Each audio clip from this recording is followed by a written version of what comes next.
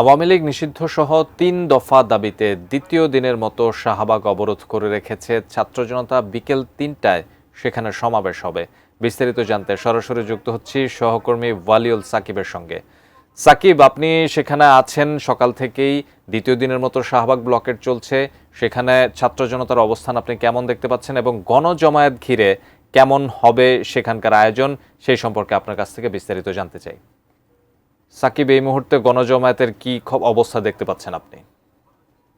এখনো পর্যন্ত যে অবস্থান কর্মসূচি সেটি চলছে এবং আমরা দেখতে পাচ্ছি যে স্লোগানে এখনো মুখর হয়ে আছে এই শাহবাগ চত্বর। এবং শাহবাগ চত্বরে যেমনটি গতকাল বিকেল থেকে যান চলাচল বন্ধ রয়েছে, এখন পর্যন্ত কিন্তু সেটি বন্ধ রয়েছে এবং সারা রাত কিন্তু এখানে যারা আন্দোলনকারী রয়েছেন তারা কিন্তু অবস্থান করছিলেন। এবং আমরা জানি যে আজকে দুপুর ৩টা নাগাদ কিন্তু এখানে যে গণজমায়েতের যে ডাক দেওয়া হয়েছে সেখানে কিন্তু আমরা আশা করছি যে অনেক মানুষের জনসমাগম হবে। আর বিশেষ করে যে আসলে এখানে কিন্তু আমরা দেখেছি কালকে বিকেল থেকে সন্ধ্যা পর্যন্ত কিংবা রাত পর্যন্ত মোটামুটি অসংখ্য মানুষের উপস্থিতি ছিল, তবে রাত হওয়ার পর থেকে আমরা দেখেছি কিছুটা মানুষ কমে গিয়েছিল এবং আজকে সকাল থেকেও আমরা উপস্থিতি কিছুটা কম দেখতে পাচ্ছি। তবে এখানকার যারা আন্দোলনকারী রয়েছেন তারা কিন্তু বলছেন যে আসলে বেলা গড়ানোর সঙ্গে সঙ্গে তাদের যে উপস্থিতি সেটি বাড়বে।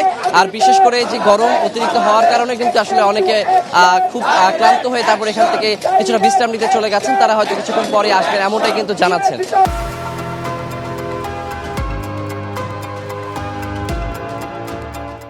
আর যেমনটি বলছিলাম যে আসলে এখানে একটি মাত্র দাবিতে কিন্তু এখানে সব শ্রেণী পেশার মানুষ এক হয়েছেন।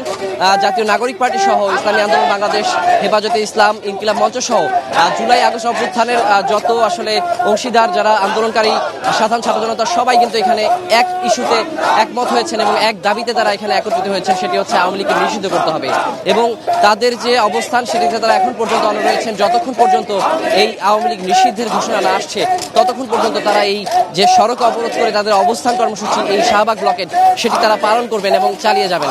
পাশাপাশি এই আওয়ামী লীগকে যে সন্ত্রাসী সংগঠন ঘোষণা করে তাদের যে নিষিদ্ধের যে দাবিটি রয়েছে, পাশাপাশি কিন্তু আরো দুটি দাবি করা হয়েছে যে আন্তর্জাতিক ট্রাইব্যুনালে যে দলগতভাবে যে আওয়ামী লীগের বিচার করার যে প্রক্রিয়া সেটি সেখানে অন্তর্ভুক্ত করার দাবি জানানো হয়েছে।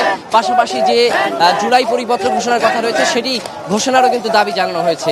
এবং আমি যদি একটু পেছনের ঘটনা বলি যে গত পরশুদিন যে ঘটনাটি ঘটেছে, আমরা দেখেছি যে আসলে এখানে যে গত আওয়ামী লীগ শাসনামলের যে দুইবারের রাষ্ট্রপতি আব্দুল হামিদ তিনি দেশ ছেড়েছেন। তো আমরা সেখানে দেখেছি আসলে যে তার দেশ ছাড়ার পর থেকে কিন্তু যে জনগণের মধ্যে ক্ষোভ ছড়িয়ে পড়েছে এবং যে নেতাকর্মী রয়েছেন তারা কিন্তু আসলে যে ক্ষুব্ধ হয়ে পড়েন। এবং এরপরে আমরা দেখেছি যে এখানে জাতীয় নাগরিক পার্টির যে দক্ষিণাঞ্চলের মুখ্য সংগঠক রয়েছেন তিনি হাসনাত আব্দুল্লাহ, তিনি কিন্তু প্রধান উপদেষ্টার যে বাসভবনের সামনে গিয়ে সেখানে অবস্থান কর্মসূচি পালন শুরু করেন। পরবর্তীতে আমরা দেখেছি জাতীয় নাগরিক পার্টির যত নেতাকর্মী আছে সেখানে গিয়ে অবস্থান নেন এবং তার যে গতকাল বৃহস্পতিবার থেকে আসলে তারা সারা রাত সেখানে অবস্থান করছিলেন। পরবর্তীতে শুক্রবার সকাল থেকে আমরা দেখেছি যে বিভিন্ন রাজনৈতিক দলের নেতাকর্মীরা সেখানে গিয়ে একাত্মতা পোষণ করেন এবং তারাও কিন্তু একই দাবিতে আসলে আন্দোলনে অংশ নেন যে আওয়ামী লীগকে নিষিদ্ধ করতে হবে যে কোনো মূল্যে।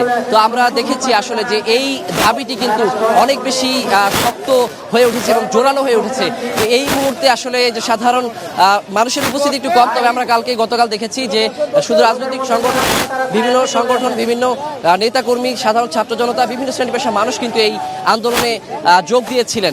হয়তো আমরা আশা করছি যেহেতু নেতাকর্মীরা বলছেন যে কিছুক্ষণ পরে তাদের যে গণজমায়েত করার কথা রয়েছে সেটার জন্য মানুষ বিভিন্ন প্রান্ত থেকে আসবেন, তো আমরাও ধারণা করছি যে হয়তো একটু পরে যে উপস্থিতি সেটি বাড়বে। আমরা কিন্তু তখন আসলে মানুষ বাড়লে এবং তাদের যে 3টা বাজে গণজমায়েতের কর্মসূচি রয়েছে সেটি সম্পর্কে পরবর্তীতে আরো জানাতে পারবো। তো এই ছিল আমার কাছে এখন পর্যন্ত এই যে শাহবাগ ব্লকের সবশেষ খবর।